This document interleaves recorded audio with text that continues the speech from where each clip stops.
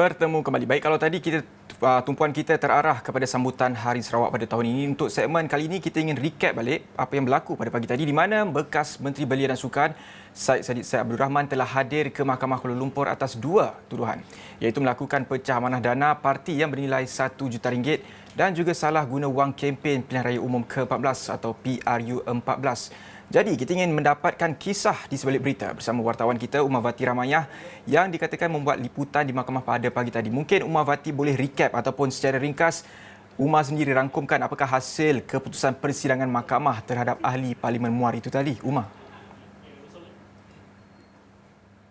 Hai Faris, hai. Apa yang saya boleh simpulkan dalam persidangan hari ini, kami kru Astro Awani tiba di pekarangan Mahkamah Kuala Lumpur kira-kira pukul 7.20 pagi ini dan hanya beberapa reporter saja pada ketika itu dan untuk pengetahuan Faris, because of MCO, kita hanya boleh dibenarkan memasuki pekarangan Mahkamah Kuala Lumpur ini lebih kurang pukul 8.30 pagi. Dia adalah bagi pematuhan SOP dan segalanya. Dan apabila kami dah dapat masuk dalam pukul 8.30 pagi, kami perlu mendapatkan pas media dan pas media itu hanya akan diperoleh selepas pengesahan email yang daripada pengurusan pihak mahkamah, di mana email itu perlu kita itu adalah email kebenaran untuk kami para wartawan untuk memasuki bilik video link yang disediakan di dalam untuk mengikuti prosiding ini. Dan prosiding hari ini bermula tepat pada pukul 9 dan tamat dalam lebih kurang pukul 11, Faris. Dan namun proses untuk ikat jamin ini mengambil sedikit masa, di mana hanya tamat lebih kurang pukul 2.45 petang tadi. Dan sebaik saja selesai, saya pasti Farid juga ada melihat ada sidang akhbar yang dibuat oleh bekas Menteri Belia dan Sukan tadi. Dan apa yang saya boleh kongsikan tadi Faris, selain daripada ibu bapa Syed Syadik sendiri, yang turut hadir memberi sokongan adalah Ahli Parlimen Segaput Hanayo, Ahli Parlimen Lembah Pantai Fahmi dan juga Naib Presiden PKR Tiang Chua. Mereka dilihat datang lebih awal daripada Syed Syadik, iaitu lebih kurang dalam pukul 8.30 mereka sudah pun berada di situ. Namun Syed Syadik hanya tiba dalam pukul 8.50 hingga pukul 9 sebelum 5 atau 10 minit sebelum persidangan bermula. Dan apa yang saya boleh kongsikan Farid hari ini dalam penghujahan hari ini, terdapat dua pihak yang sememangnya kita tahu pihak pendakwaan dan juga pihak pembelaan, di mana hari ini pendakwaan dikendalikan oleh dari pihak SPRM, iaitu pengarah kanan bahagian perundangan dan pendakwaan, iaitu Datuk Faris Gomin Abdullah. Dan dalam hujah beliau hari ini untuk proses ikat jamin, beliau meletakkan 4 syarat, iaitu supaya pasport bekas menteri itu ditahan atas alasan mungkin akan ada pergerakan apabila adanya perbicaraan nanti.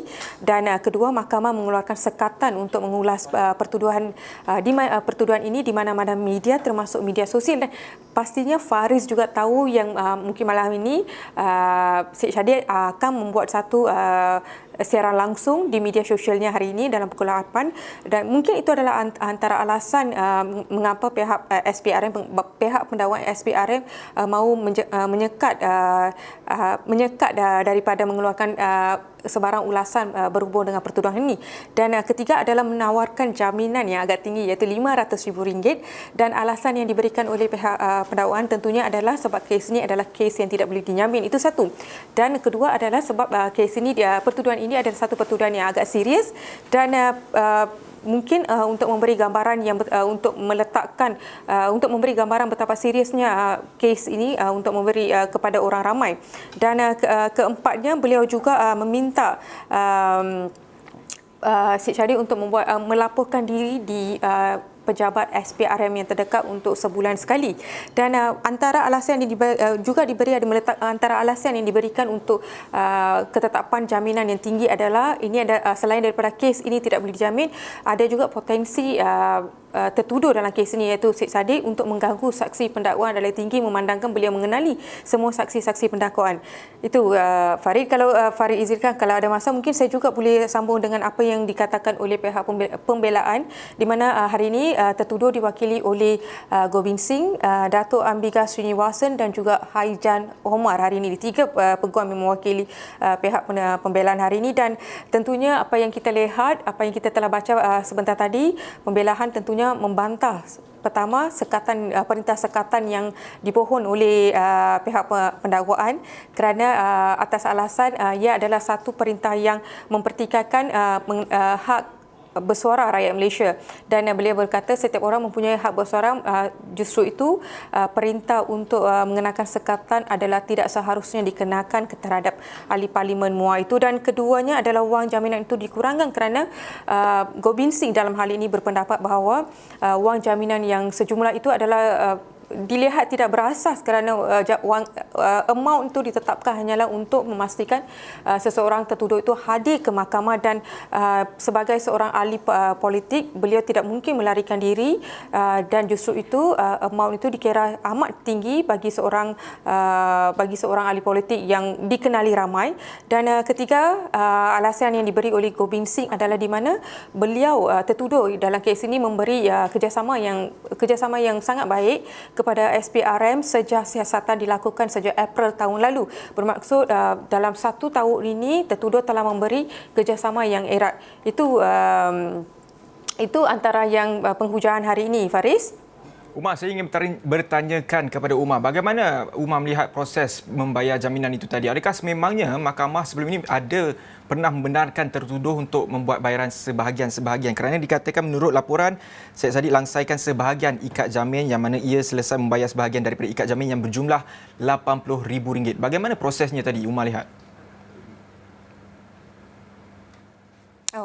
Ini sebenarnya satu proses yang very common berlaku dalam mahkamah, Faris, di mana sekiranya jumlah ikat jamin itu terlalu besar, terlalu banyak, mungkin atas budi bicara seorang hakim boleh membenarkan untuk ikat jamin itu dibayar kemudian. Dan dalam hal ini di mana ikat jamin untuk 2 pertuduhan ke atas Syed Saddiq, pertuduhan pecah amanah melibatkan 1.1 juta itu ditetapkan pada nilai 330,000 untuk 2 pertuduhan itu, iaitu bagi pertuduhan pertama adalah 300,000 dan pertuduhan kedua diletakkan 30,000. Total maksudnya 330,000.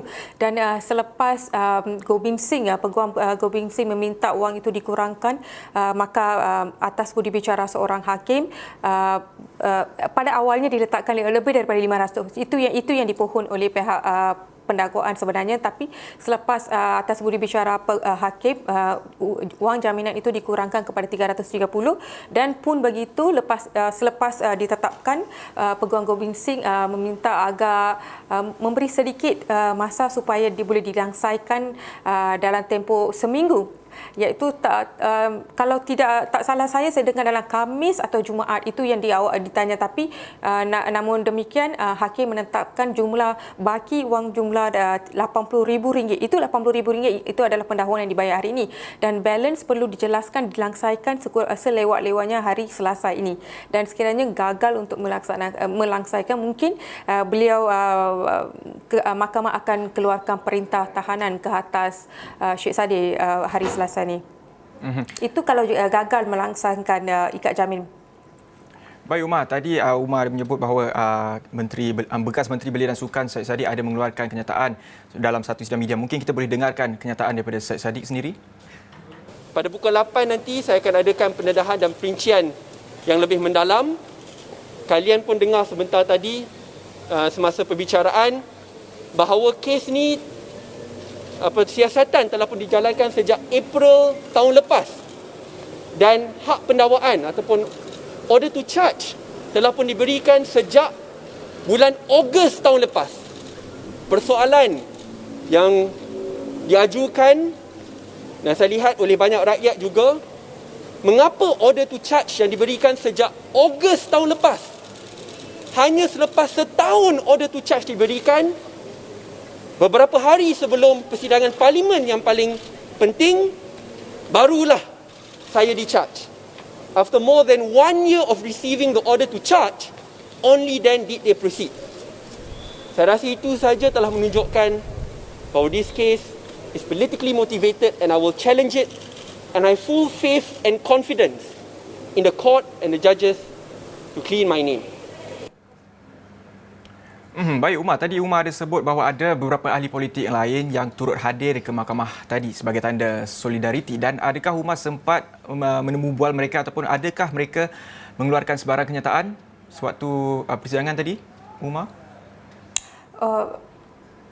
Tidak sebab kami dalam waktu persidangan tadi tentunya kami berada di bilik yang berasingan atas dasar SOP dan sebagainya, di mana tadi saya ada jelaskan bahawa para media akan diletakkan diasingkan di beberapa bilik berasingan, iaitu 3 bilik berasingan, dan prosiding akan berjalan di dalam kamar mahkamah di mahkamah, dan kami berada di bilik yang dipanggil sebagai video link, dan untuk memasuki bilik itu juga kita memerlukan pas media, dan mana-mana wartawan yang tidak mempunyai pas media itu tidak dibenarkan untuk mengikut, bukan saja memasuki bilik itu, malah kita tidak dibenarkan untuk memasuki pekarangan mahkamah itu sendiri, Faris. Dan hari ini tentunya saya tidak dapat berbual dengan pemimpin-pemimpin seperti Tian Chua, Hanayo dan sebagainya, kerana sebaik saja prosiding tamat, proses ikat jamin bermula, dan kami tidak dibenarkan untuk berada lama di dalam mahkamah, tentunya atas faktor MCO, faktor SOP dan sebagainya. So bila keluar daripada mahkamah lebih kurang dalam pukul 2.45, sejurus itu adanya sidang media oleh Syed Saddiq lebih kurang dalam 15 minit, dan semuanya dan semua pemimpin-pemimpin itu beredar lepas sejurus sidang media itu, Faris. Umar Wati, saya sudah lama tidak dapat keluar untuk membuat liputan di luar. Jadi mungkin saya nak bertanyakan kepada Umar yang sering melakukan liputan di luar, sebaik saja mendapat tugasan untuk buat liputan di mahkamah ini, apakah persediaan yang Umar buat sejak semalam mungkin? Okey. Macam ni, Faris. Saya mendapat assignment ni lebih kurang dalam pukul 11.50 malam, di mana kita apa yang saya sedia maklum sekarang, atas faktor lockdown dan sebagainya, pematuan SOP adalah sangat-sangat ketat di mahkamah, di mana kita tahu kes-kes sivil sendiri sekarang diadakan secara online. So ini bermakna hanya pihak-pihak tertentu sahaja yang boleh memasuki mahkamah. Jadi saya terpaksa menghubungi PR pada waktu itu lebih kurang dalam pukul 12.30 malam, menghubungi pihak pengurusan sebenarnya, menghubungi pihak pengurusan dalam pukul 12.30 malam untuk mendapatkan kebenaran, dan saya juga mendapat email daripada pihak pengurusan itu sendiri, sebaik saja saya memberitahu saya dari Astro Awani dan saya ditugaskan untuk membuat liputan itu, dan saya terima dalam pukul 12 suku malam tadi, tengah malam tadi, dan begitulah hari ini saya pergi, kita kena tunjuk email tu, selagi tak tunjuk email itu kita tak boleh masuk. Itu adalah antara perkara-perkara baru dalam norma baru kita yang terpaksa kita berdepan sebagai seorang wartawan sekarang ni, Faris. Umar, malam ni Syed Saddiq berbeza dengan dulu. Teruskan Umar, teruskan. Berbeza dengan dulu, di mana sebelum ini kita boleh memasuki pekarangan mahkamah tanpa sebarang kebenaran, dan gerakan keluar masuk itu agak senang, di mana kita boleh ke kafe dan sebagainya. Sekarang setiap pergerakan kita dipantau, di mana sekali kita masuk, kali kedua mungkin kita akan perlu menjawab pelbagai soalan daripada polis bantuan dan pengawal keselamatan yang berada di pekarangan mahkamah itu, Faris.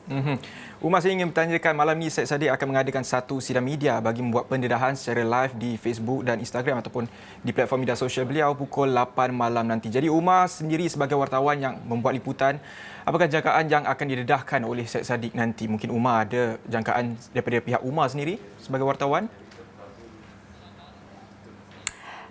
Dari perspektif seorang wartawan, saya mungkin menjangkakan dua perkara ini, Faris. Mungkin satu telah dijelaskan dalam Twitter beliau sendiri malam tadi, yang dalam apa keadaan sekalipun beliau tidak akan masuk dalam Perikatan Nasional. Dan satu lagi, mungkin beliau akan mempertikaikan kenapa pertuduhan ini perlu dilakukan 3 hari sebelum persidangan Parlimen, dan apa yang jelas, apa yang saya boleh simpulkan daripada sidang media tadi, mungkin beliau akan melemparkan kenapa PN perlu charge beliau 3 hari sebelum persidangan Parlimen bermula, dan mungkin beliau beranggapan wujudnya konspirasi politik di sebalik pertuduhan ini. Baik, itu saja daripada Umavati Ramayah yang melakukan liputan berkenaan dengan kes mahkamah melibatkan bekas Menteri Belia dan Sukan Syed Saddiq Said Abdul Rahman. Itu saja untuk laporan cerita di sebalik berita untuk jam ini. Saya Faris Daniel. Assalamualaikum dan salam hormat.